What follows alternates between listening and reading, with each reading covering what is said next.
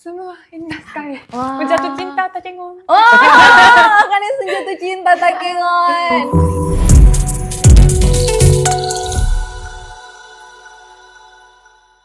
Great. Could you mind to let us know who is your best friend in Aceh, or do you have one? Koko. Koko. Okay. Koko, your name is mentioned here. And guys, for your information, right now Hikari-san and also Akane-san also learning Indonesia language. So we're gonna have some talk in Bahasa, of course. I would like to ask the Bahasa question to Akane-san, like selama 1 tahun di Aceh ketika tahun 2023, apa kesan terbaik akan ini?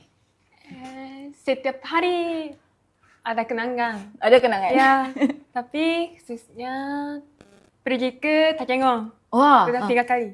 Udah 3 kali Takengon. Ya, Lihat apa aja ke Takengon? indah sekali Indah Takengon. sekali. Bintang, anjing, bunga, danau, Oh, ya. gunung, semua indah sekali. Wah. Jatuh cinta Takengon. Akane-san jatuh cinta Takengon. Bahasa Jepang aku jatuh cinta Takengon apa tuh? タケゴンに恋をしました。 Wow, arigatou gozaimasu. Kawaii.